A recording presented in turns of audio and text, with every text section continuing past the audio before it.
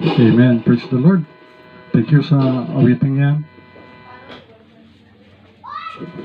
Good morning sa inyo lahat. At dito ngayon ay brand out. So, open your Bible. Galatians chapter 1 verse 1. Nga po, plus light mo na brand out eh. Pasensya ka mo sa background sa likod mga yung sangag.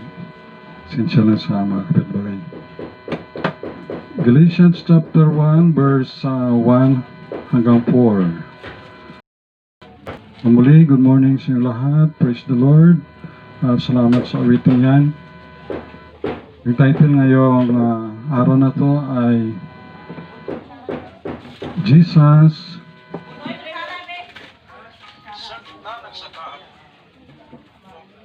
gave Himself for our sins. Galatians chapter 1 verse 1. Basahin ko, sundan niyo sa mga Biblia. Paul, an apostle, not of men, neither by man, but by Jesus Christ, and God the Father, who raised Him from the dead, and all the brethren which are with me, unto the churches of Galatia. Grace be to you, and peace, from God the Father, and from our Lord Jesus Christ, who gave Himself for our sins, that He might deliver us from this present evil world, according to the will of God and our Father, to whom be glory forever and ever. Amen. Let us pray. Our Heavenly Father, maraming salamat po sa araw na to. Salamat sa awitin. Thank you po aming Diyos sa langit, sa iyong kabutihan. At natapos na kay Mama Nolin na 14 days sa quarantine. Thank you po sa provision at sa mga blessings. Thank you sa iyong faithfulness sa aming mabuhay. Salamat po sa iyong salita aming nabasa at pagpalaan niyo po, Heavenly Father, ang salita mo na mayag sa aking sarili wala akong magagawa. Tulungan niyo po ako, Holy Spirit of God. Maabot po ang Panginoon spiritual ng iyong mga anak. Palaan niyo po si Nayade ng Mili, Sister Pen, Sister Monit, si Linlin, Pau Jomar, si Petit, si Edgar, si Brother Bong, si Dino, si Mila, si G.A., si Marby, ganun ng Diyos, si Mercy Faith, si Mian, Mamiling Gibara, lahat ng mga evangelist, missionary, pastors, Lord. Pagpalaan niyo po ang mga pastors, ingatan, mga tapat na naglilingkod sa inyo. Palaan niyo rin po Pastor Yuli, Pastor Jess, Pastor Dan, Pastor Excel, Pastor Bedor, may si Pastor Chagan, at Pastor Leonidas, Pastor Amante, Lord, at Pastor Bugs, Pastor Gomi, Pastor Errol, Brother Patrick, at Ma'am Jima, ng Jima, at ganoon din Heavenly Father, si Derek, ganoon rin o Diyos yung bawat isa na nakikinig, nood po, at ganoon din po sa YouTube, sa FB mga friends namin. May si Ate Bing, Ate Inday, Ate Bibi, pagpala niyo Panginoon, at si Kuya Kim and family. At ganun po bawat isa Panginoon na hindi ko nabanggit, pagpala niyo po spiritually ay matugunan ang kanilang mga pangailangan. Ganun ang mga kaklase ni JJ, ni Hannah, ang kanilang mga parents at mga teachers, mga Sir Dennis at mga teachers sa pilot, sa Kansik, ganun po sa Numancia, sa Dinabuan. Tulungan niyo rin po ng mga parents, mga teachers, mga bata sa kanilang spiritual life and din sa pag-aaral sa school, sa module, bigyan mo sila ng wisdom. Tulungan niyo rin mga frontliners, mga nurses, doctor, mga si President Duterte, tulungan niyo rin po Panginoon, mga police, sa Kalibo Police, mga CAP, ganoon po sa Numancia, Police Station, pagpalaan niyo po ang bawat isa kanila, ingatan niyo po at makapamuhay kami ng tahimik, Panginoon, at matiwasay. Salamat po ng marami. Sa iyo lahat ng papuri, glory, and honor, Holy Spirit of God, help me now, help us to understand thy word. Thank you sa iyo po lahat ng glory, honor, and power. In Jesus Christ's name, Amen. Amen. Okay, ang title ngayong umaga ay ngayon ay December 13, 2020. Birthday nga ni nasa langit na siya ni Pastor Alan Satira. Yan, nasa langit na siya. Jesus gave Himself for our sins. Brand out kasi nga dito sa aklan niya ta, hindi lang Kalibo, baka buong aklan. The apostleship of Paul was from Jesus Christ and God the Father. Kaya mabasa na sa verse 1, Paul, an apostle, not of men, neither by man, but by Jesus Christ and God the Father. Kaya sa Acts 9:17, and Ananias went his way and entered into the house, and putting his hands on him, said, Brother Saul, the Lord, even Jesus, that appeared unto thee in the way as thou camest, hath sent me, that thou mightest receive thy sight, and be filled with the Holy Ghost. Acts 9:22, but Saul increased the more in strength, and confounded the Jews which dwelt at Damascus, proving that this is very Christ. So ito yung background ni Apostle Paul wrote this epistle to the Galatians believers, brethren, and to the churches of Galatia. Churches, many people. Ang Galatia, ito ay, sa time natin, ito ay modern day Turkey. Doon yun sa ibabaw banda ng Syria, ng Lebanon, ng Israel. Tawag sa followers ni Jesus that time ay brethren. Kaya kay Pastor Aaron Maris, ang pangalan ng church nila ay Brethren Bible Baptist Church sa Cavite. Apostle, this way, disciples, brother, kaya ang tawag ay brother soul, believers. Ang tawag rin sa followers ni Lord Jesus ay heretics, ng kanilang mga hindi konforme sa pananampalatayang Kristiyano. Ang latest ay Christians sa Acts 11:26. Ito ang tawag ng mga ibang Jewish people at mga pagano na may patuya. Yan yun sa Trail of Blood na explanation. And the disciples were called Christians first in Antioch. Ito ay nasa Syria, nasa Bible. Pero yung history naman na outside from the Bible, ito yung Trail of Blood ni J.M. Carroll. According to their leaders, Paulicians, Waldenses, Albigenses, Anabaptists, Baptists, their doctrine or teaching is the same with Christians, apostles, disciples. Jesus gave Himself for our sins. Yan ang title ngayon. Jesus gave Himself for our sins. Binigay ni Lord Jesus sa Kanyang sarili dahil sa ating mga kasalanan. Number one, God, Jesus Christ Himself, redeem our sins. God, Jesus Christ Himself, redeem our sins. Christ, the sin bearer, si Lord Jesus Christ, siya yung nagdala ng ating mga kasalanan. Yan man ay maliit o malaking kasalanan, ay pareho lang yan na kasalanan. At yan ay, ang Panginoong Hesus niyan ang nagdala ng ating mga kasalanan. So praise the Lord for that. At sabi rin sa verse 1, and God the Father who raised Him from the dead. Ang Diyos Ama na nagbuhay sa Kanya sa mga patay. Kaya God the Father raised Jesus from the dead. Galatians chapter 1 verse 1, yun nabasa kanina. God the Son raised Himself. Kaya si Jesus, God the Son, raised Himself. Binuhay niya muli ang Kanyang sarili. Mabasa natin yan sa John chapter 2 verse 19 to 21.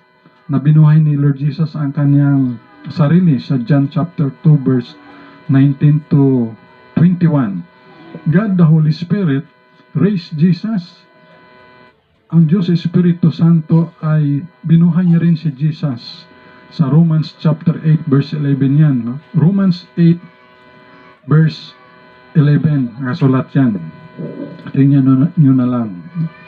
Since ito ay reproach, ang reproach ay express disapproval. Sabi ng Proverbs, righteousness exalted a nation. Ang katuwiran ay nagtataas sa isang bansa, but sin is a reproach to the people.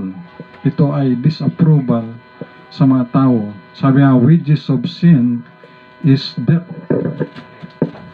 Sabi 1 Corinthians chapter 15 verse 56, the sting of death is sin. Ang kamandag ng kamatayan ay sa kasalanan. Bakit ang tao ay namamatay? Hindi lamang particular dahil siya ay may sakit, may cancer, or may diabetes, or may heart attack.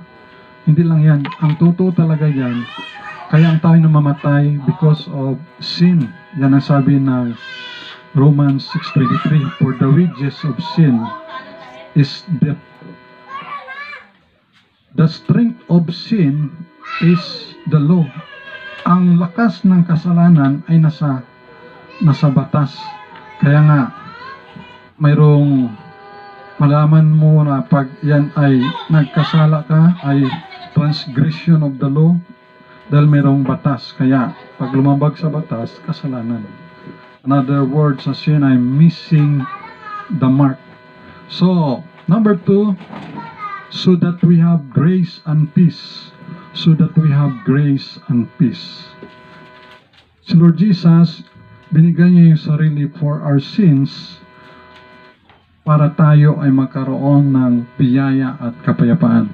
God riches at Christ expense. Ang kayamanan ng Diyos sa kay Kristo na siya na ang nagbayad doon sa cross of Calvary. We are saved by God's grace, for by grace are you saved through faith. Kaya ang kaligtasan natin ay biyaya yan ng Panginoon, hindi yan sa mabuting gawa. Dahil kung mabuting gawa, insulto yan sa Panginoon, ibig sabihin, hindi pa pala bastante yung ginawa ni Jesus Christ sa krus, so gagawa pa ng mabuti. So, hindi tayo maligtas sa paggawa ng mabuti. Ang paggawa ng mabuti, yan lang ay resulta na tayo ay bilang anak ng Diyos na mga niligtas ng Panginoon. Grace, unmerited favor. Favor from God without our merit or good deeds. Peace, yung Prince of Peace, si Jesus Christ sa Isaiah chapter verse 6. Peace I leave you. John chapter 14 verse 27. No? John chapter 14 verse 27. Sabi dito ni Lord Jesus sa John chapter 14 verse 27 na siya yung prinsipe ng kapayapaan. Peace I leave with you. My peace I give unto you, not as the world giveth. Give I unto you, let not your heart be troubled, neither let it be afraid. So ang iniwan ni Lord Jesus sa kanyang mga disciples, ang binibigay ng Panginoong Hesus ay kapayapaan, peace of mind, and everything, not as the world na binibigay na itong sanlibutan, binibigay dito sa atin ay trouble. Katulad ng mga vaccine na yan, natutrouble na naman yung mga tao dahil hindi lang natin lang kung fake news o totoo na yung nauna na daw, nakita sa messenger na na-injectionan doon sa Europe, na nauna na in-injectionan ay lahat sila ay nakalamatay na. Imagine dahil sa vaccine na yun na naturok sa kanila. So, di lang natin sure kung totoo o fake news. But as for me, ay hindi ako magpa-vaccine kay ang Panginoon naman ay ang ating kasing body nagkakaroon niya na natural healing. Ang tao nun ay nabubuhay sila, wala namang vaccine, maabot na ng 969 simito sila. Si Adan ay mga 700 plus. So, pray lang natin na walang sapilitan, kundi malaya tayo. Si Lord Jesus ay nabibigay sa atin ng peace, give I unto you, let not your heart be troubled, neither let it be afraid. So praise the Lord for that assurance, peace of mind. Meron tayong peace of mind. Kapayapaan sa ating sarili, sa ating kapitbahay, sa neighborhood, and in the community. Number 3, to redeem from this present evil world. To deliver from this present evil world. 2 Corinthians chapter 4 verse 4, God of this world. A small g. Pag small g, yan ay God of this world, it refers to the devil. Itong evil system, because of yung iba, evil leaders, evil ruler, kaya we need godly leaders because mayroong quotation na mamaya sabihin ko, because kung evil ang leader, masama ang leader ito, lalo naging masaklap ang mangyayari sa mga tao. Kung righteous yung mag-lead, happy are the people, sabi yan sa Proverbs. At itong mga evil leaders na iba, because they are evil, dinadaya nila ang eleksyon. Katulad nga si President Trump ay talagang maraming pa na dinaya siya. Mayroong quotation, in order the evil triumph because the good are doing nothing. Para yung masama ay magtagumpay. Bakit nagtatagumpay? Dahil yung mga mabubuting tao ay walang ginagawa. So silent lang, yung good, walang pakialam. So hindi dapat ganoon. So dapat tayong makialam for ourselves and for the next generation and for the glory of God. God will save us from this evil world. 1 Thessalonians chapter 1 verse 10, God which delivered us from the wrath to come.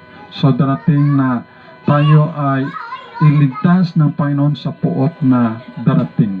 Pero yung those that reject the gospel and reject Christ, ay meron silang condemnation.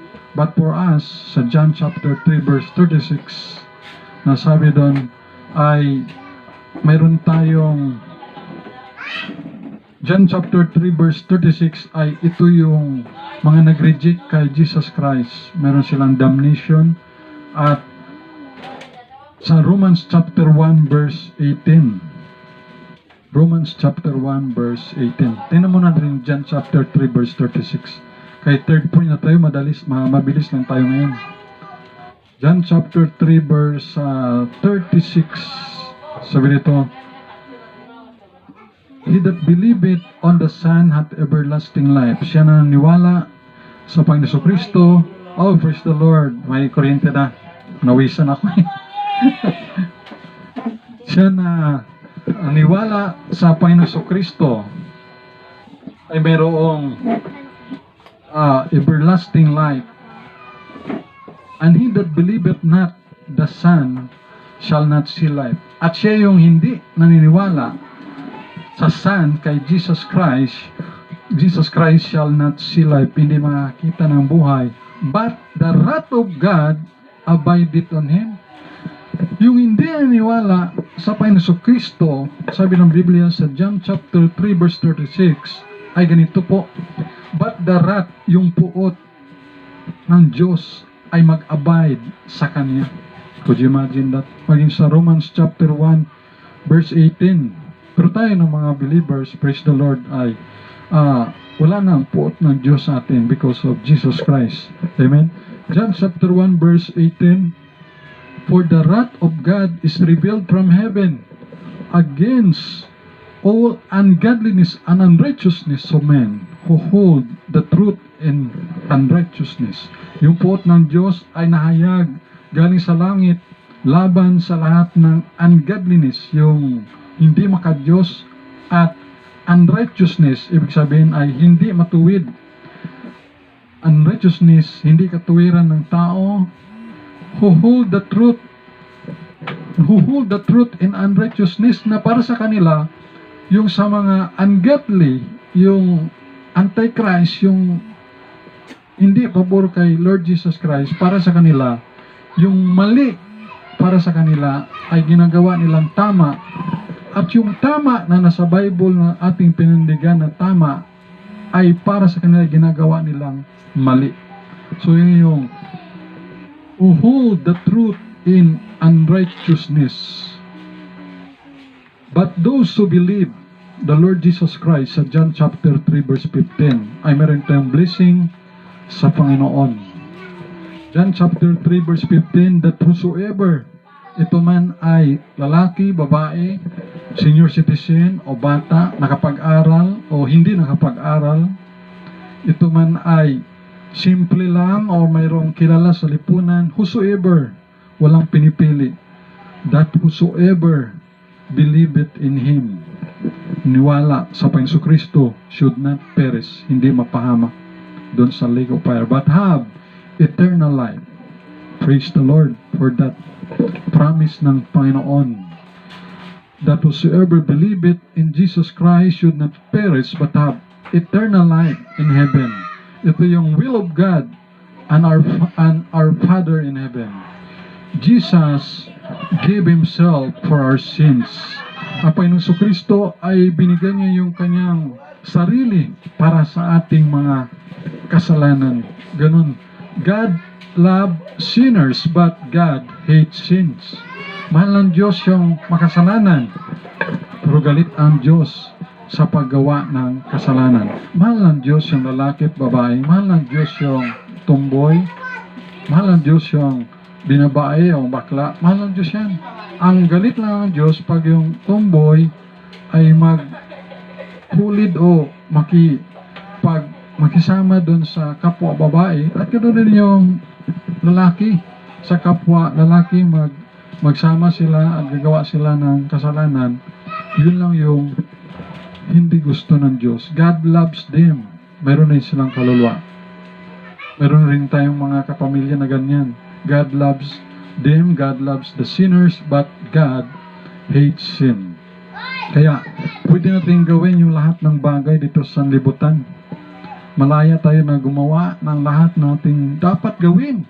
Lalo kung hindi ka naka-lockdown, gawin mo na pag hindi ka naka-lockdown. Bakit po? Kasi kung naka-lockdown ka, pagtapon lang ng basura ay hindi ka makatapon ng basura dahil bawal, kasi yung basura mo baka may virus yan. Kaya yung basura mo hindi tatanggapin ng basurero kasi takot sila baka yung basura mo may kasamang COVID-19 yan. Kaya hindi malaya. Magpaandar ka lang ng motor mo, ng tricycle doon sa may kalsada, hindi mo rin mapaandar. Imagine yan. baka magpaandar ka doon, maglakad ka doon, kung ka lang may ma-COVID yung iba. So imagine pag hindi ka talaga malaya. Kaya kung malaya ka ngayon, ang lugar mo, malaya ang purok mo, ang bayan mo, malaya kayo sa community, gawin mo na ang dapat mong gawin habang malaya ka. You have freedom to do kung ano man ang gusto mo habang hindi ka naka-lockdown o naka-quarantine. Malaya ka na. Kainin mo yung gulay, sinabawang isda, kasi si Ma'am Analinay hindi makalabas ng 14 days sa hotel. O ano lang ang rasyon, ay pasalamat lang at least may rasyon kaysa walang rasyon na pritong puro may mantika yung catering. Ay hindi ka malaya, hindi ka makademand dahil bawal rin magdala ng lutong bahay na pagkain. So ganun. So malaya ka na gawin mo yung dapat mong gawin kung ikaw ay malaya. So praise the Lord na malaya, pinalaya tayo hindi lamang dito sa Purok Ono, nawala na itong lockdown at huwag kayong matakot dito sa Purok Ono kay negative kami dito. Basta ang mga taga Purok Ono ay sabi nila ay pag nalaman nila ng taga Purok Ono parang nagkakwan sila, nag-alangan yung mga tao. Oh, mali. Dapat nga kami yung taga Purok Ono ang malangan eh. kasi alam namin negative kami. So dapat maalangan kami dapat sa iba eh. Negative ako eh. Ito hindi ko kilala to. So pero wala dapat na discrimination dahil minsan naging dahilan lang yan na pakiramdaman ang bawat isa. Importante ay focus tayo sa Panginoon. May COVID o walang COVID, namamatay naman yung tao eh.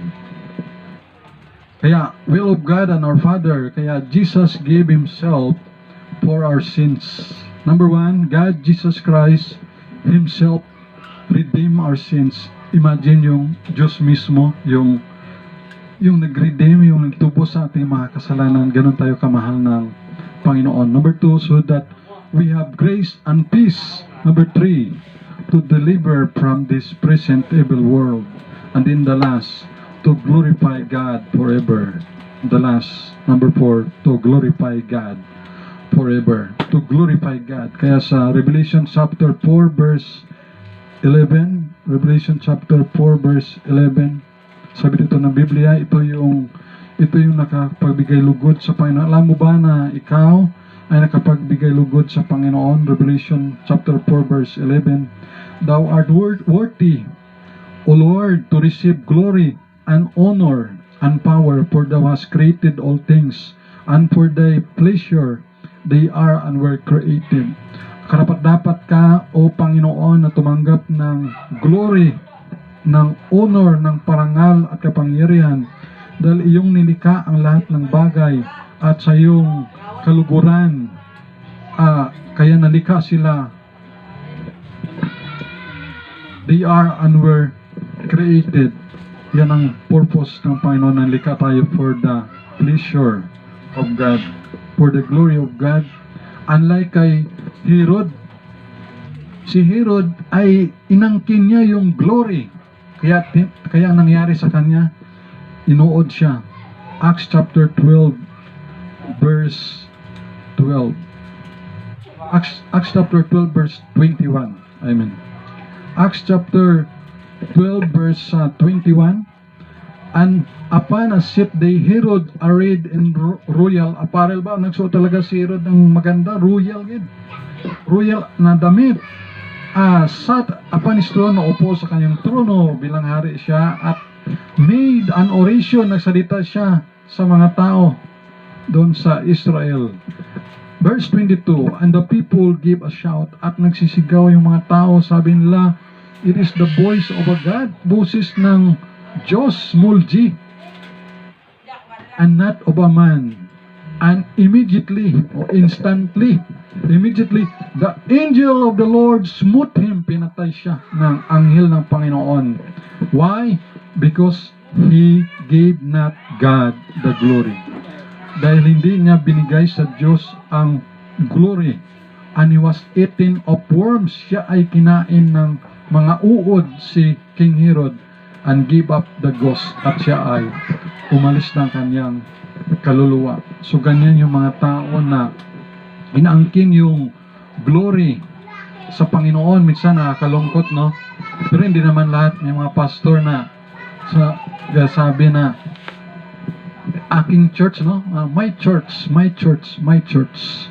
Hindi. Dapat Lord Jesus Christ Church yan. Ikaw lang ay under shepherd. Hindi yan sa yung church.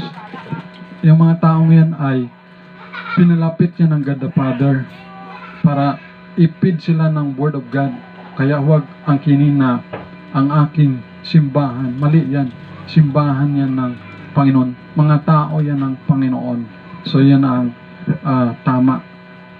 Jesus Christ Church.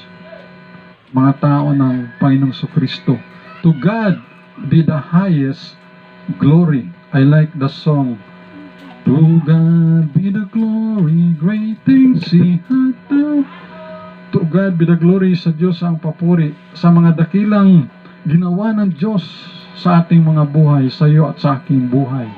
Many times na kahit doon pa kami sa Purokpor, nagmimisyon, maraming mga pangyayari na nandyan, maraming beses na may baha ng putik, masunugan, kumatos si Mama Annalyn, ma-ICU, si Nanay Shirley naman ay many times, 10 times, ang nalala ko, madala sa hospital. And then, magkaroon pa ng mga judgmental na mga kamanggagawa. Praise the Lord sa iba na mga ga-encourage. At many times, at maging doon sa Linabuan, ganon din. At dito rin sa Purokwan, ganon din, may COVID naman dito. So, kahit ganun pa man, importante ay keep on lang para sa Panginoon. Amen? Keep on, keeping on for the Lord Jesus Christ. Why? Dahil si Satan din nga ay nagpapatuloy siya para tayo ay i-discourage, i-oppress, i-depress, at tayo ay patigilin. Pero ang Panginoong Isus ay tinuturuan tayo na magpatuloy lang tayo. Dahil si Jesus Christ ay nagpatuloy siya hanggang sa krus ng Kalbaryo, na binigay niya yung buhay sa iyo at sa akin because of our sins. So by the grace of God, tayo ay magpatuloy na dahil tagumpay na tayo. Tagumpay na tayo. Alam natin, ating kalaban si Satan, siya ay mahigit na siyang 6,000 years old at expert na siya sa panlalansi at pag-discourage sa mga anak ng Diyos at sa gawa ng lahat ng mga hakbang upang tayo'y mapan sa kanyang mga patibong. Pero importante, kailangan natin yung Panginoon. Be strong in the Lord and in the power of His might. Kailangan connected lang tayo sa Panginoon at magpatuloy tayo. I like the song, To God Be the Glory. Let Him that glorieth, hayaan na siya na nag-glory ay ang Panginoon ang kanyang i-glory. Glory to God. Whether we eat or drink or whatsoever we do it for the glory of God. Glory to God. Thanks and praises to God. Thank you for watching. God bless you and your family. Let us pray. Our Heavenly Father, our Almighty God, thank you po ng marami sa time, despite na may lang ang time, Lord. Thank you at pag-aral kami ng salita at i-bless mo, Lord, ang bawat nakikinig ng salita, nanonood sa FB, sa YouTube. Pagpalaan niyo po ang kanilang mga buhay, ingatan niyo po sila, Panginoon. At thank you sa reminder na ikaw, Panginoong Jesucristo, ay binigay niyo po ang iyong sarili para sa aming mga kasalanan. Dahil kami pong lahat ng tao, mula presidente hanggang sa barangay tanod, hanggang sa mga tao na maliit na mga tao, Panginoon, ay may kasalanan po. Kasama po kaming lahat. Kasama ako. Pero thank you, Lord Jesus, sa iyong pag-ibig na binigay niyo yung sarili mo para sa aming mga kasalanan. What an encouragement for us na binigay niyo po, Lord Jesus. Iniwan niyo po ang trono ng langit, bumaba dito sa lupa, pinanganak kay Virgin Mary upang kami ay maabot. Salamat po na ang aming mga kasalanan ay yun ang pinatawad, maliit o malaki, hayag o tago, pinatawad mo ng aming mga kasalanan. Salamat po sa pribilehyo at sa blessing na yan, aming Panginoong Hesus. Thank you po, Heavenly Father. Thank you, Holy Spirit. At pagpalain niyo po, Panginoon, yung bawat mga anak mo, ang kanilang mga pangailangan, spiritual, material, financial, ipagkaloob niyo po. So po ang lahat ng papuri, pasalamat at glory. Pagpalain niyo po ang Israel, ang mga Israelites. We pray for their salvation and we pray for the peace of Jerusalem. Palain mga pastor, evangelist, missionary, mga believers mo, Panginoong Hesus, pagpalaan niyo po at ang Aklan Baptist Church dito sa Christ Baptist Mission Church, ganun sa Higher Ground, ganun din po, Panginoon, sa kay Pastor Bog sa Bible Baptist Church sa Mulong. Pagpalaan mo, Panginoon, may sa Bethany. Pagpalaan niyo, Panginoon, sa Harvest kay Pastor Excel. Ay pagpalaan niyo rin, Panginoon, ganun sa Higher Ground kay Pastor Dan, kay mga sa kanya, may kay Pastor Yuli sa Aklan Bap. Salamat po ng marami at bawat isa, Panginoon, na mga anak mo ay tulungan niyo po sila, Panginoon, sa kanilang mga pangailangan, spiritual, material, financial at kalusugan, strong immune body system, Panginoon, pagkaloob niyo po, Panginoon. At we pray in your time and in your power, Lord, ay itong COVID-19 ay matapos na malusaw. Tulungan niyo, Panginoon, ang bawat isa sa amin. Sa iyo po ang lahat ng glory, honor, power sa pangalan ng Panginoong Hesus. Amen. Amen. So sa aming mga kaibigan, kung hindi mo pa alam, di mo alam kung saan pupunta ang iyong kaluluwa. Marami na rin pumanaw dito sa sanlibutan, gawa ng itong virus na ito ay malamang na takot ka sa virus, pero may dapat tayong katakutan, ayon ay mapunta sa lake of fire. So nais mo at alam ko na ayaw mo na mapahamak sa lake of fire in the future. Napakadali lamang makaroon ng eternal life. Simply lamang, letter A, letter B, letter C. Letter A, admit or accept that we are all sinners. Letter B, believe on the Lord Jesus Christ and thou shalt be saved. And letter C, choose to receive or confess Jesus Christ as your Lord and Savior. So, sumunod ka lang sa short prayer nito na ikaw ay naniniwala at gusto mong tanggapin si Lord Jesus Christ as your personal Lord and Savior. Sumabay ka lang sa mixing prayer nito with all your heart. Lord Jesus, inaamin ko po, ako'y makasalanan. Salamat po, Lord Jesus, binigay mo ang iyong sarili para sa aking mga kasalanan. patawarin niyo po ako sa lahat kong kasalanan. Pinagsisihan ko po ang lahat kong kasalanan. Panginoong Hesus, binubuksan ko ang aking puso. Pumasok po kayo sa puso ko. Salamat po sa inyong salita. Ang sinumang tumawag sa pangalan ng Panginoon ay maliligtas. Panginoong Hesus, tumatawag ako sa iyo ngayon. Pinatanggap kita sa aking buhay, sa puso ko, as my personal Lord and Savior. Thank you, sweet Holy Spirit. Thank you for the promise of eternal life in heaven. Sa iyo po ang lahat ng glory, honor, and power. Help me to live in this world ayon sa iyong kalooban. In Jesus Christ's name, Amen. Amen. Kung sumabay ka, tumanggap sa Panginoon by faith, ikaw na ay anak ng Diyos. John 1:12, at wala ka ng hatol sa lake of fire. Glory to God for that. Okay. So tayo mag-close sa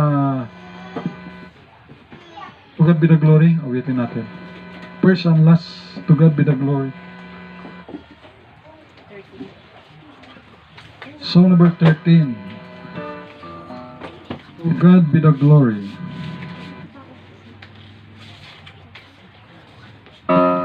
Salamat sa Panginoon at may kuryente na. No?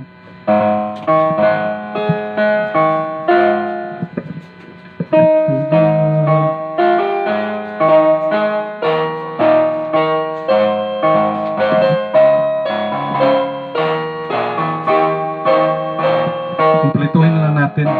Sing. To God be the glory, great things He hath done. So loved He the world that He gave us His Son. Oh yeah, did this life atonement for sin, and open the life gate that all may go in. Praise the Lord, praise the Lord, let the earth hear His voice. Praise the Lord, praise the Lord, let the people rejoice. Oh, come to the Father, through Jesus the Son, and give Him the glory. Great things He hath done. Second, oh, perfect redemption, the purchase of blood. To every believer, the promise of God. The boundless offender who truly believes, that moment from Jesus a pardon receives. Praise the Lord, praise the Lord, let the earth hear His voice. Praise the Lord, praise the Lord, let the people rejoice. Oh, come to the Father through Jesus the Son, and give Him the glory. Great things He hath done. On the last, great things He hath taught us. Great things He hath done, and great our rejoicing through Jesus the Son.